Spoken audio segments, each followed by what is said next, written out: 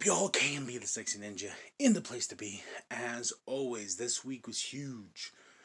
Um, the 80th anniversary issue, 100 pages for Green Lantern came out. And if you don't know, Green Lantern's my jam, all across. My favorite is Kyle Rayner. Um, this, usually anniversary issues are usually hit or miss.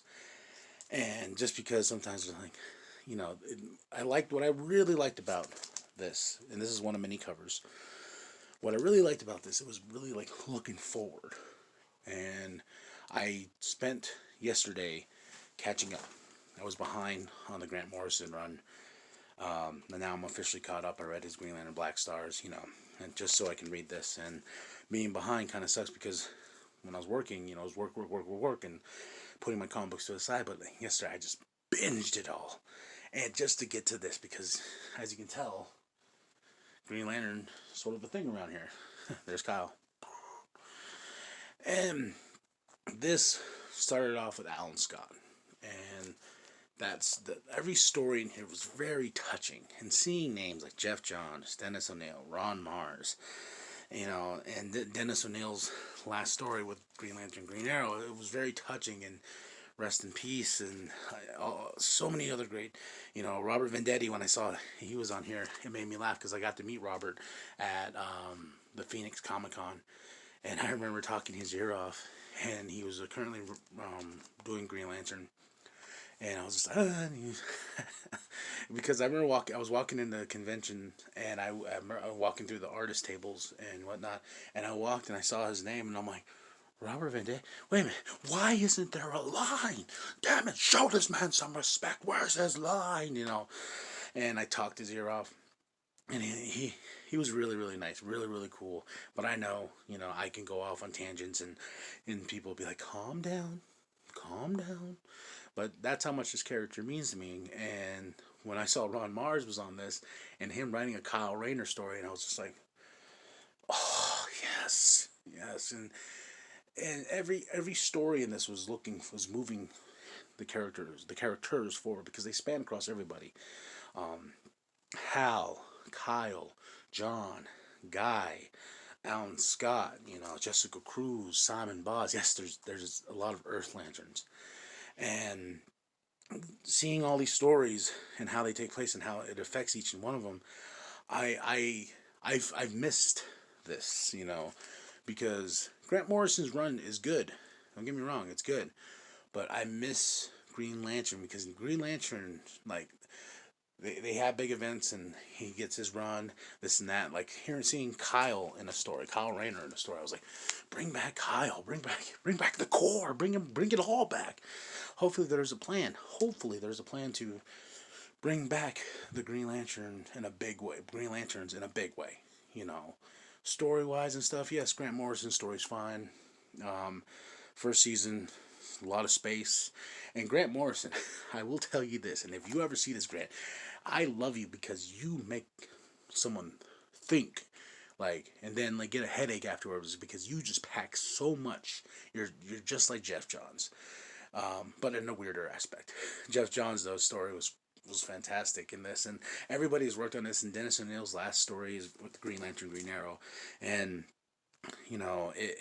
I can't say how much I love this book. Gary Frank, Ivan Rice, just naming a handful, that worked the art on this, and the art is beautiful. There's just beautiful covers in this, and like I said, this is one of many. Go to your local comic book shop.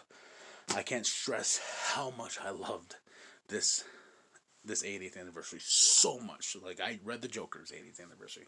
Okay, cool, he's got a new girlfriend. I read the Catwoman one, I read the Robin one, I read all these 80th anniversaries, but this one hit me the most because of how much I really love these characters, and there's a really great story with Simon Boz that ends the book, and dealing with racism because he's a Muslim and he's a Green Lantern, and that story is great on itself. Jessica Cruz has had a story dealing with her issues. Every one of these lanterns, especially in this book, is something that I personally feel like is part of me in all certain ways.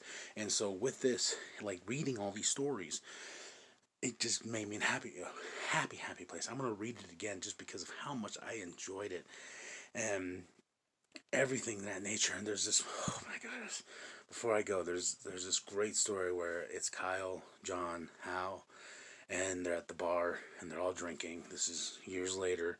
They're all looking old, a little bit of white hair, and they're like, oh, waiting on Guy, and they're sitting there drinking. They're telling stories, especially about Guy and this and that. And I'm not really a big Guy Gardner fan, you know, and it, it and this kind of made me just like, oh, him being a big part of the core, a very big part, heart and soul. And that's why I saved them for right here. And after they told the stories and they got up, they're like, hey, we'll catch you later. And they go to the Guy Gardner's grave, and you're like, the four corpsemen, the OG4. And I was just like, damn, you made me care about Guy. And Kilowatt gets a great story in here. I know I'm rambling, but that's how much I love this thing. Like, Kilowatt gets a great little pop. It was very emotional too. Like, I went through emotions up and down this book, just like, just breathing like a fat nerd. Like, oh, I love this so much. So, go to your local comic book shop, pick it up, or you can get it digital. Either or, you should read this story. I thank you, DC. I thank you to everybody that's worked on this book. It's big and thick.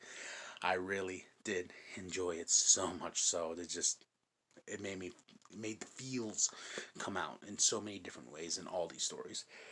So go to your local comic book shop, check it out, like and subscribe, share with your grandma, share with the bum down at Walmart. I am KMB the Sexy Ninja, in brightest day and blackest night. No evil shall escape my sight. Let those who worship evil's might beware my power. Green Lantern's light.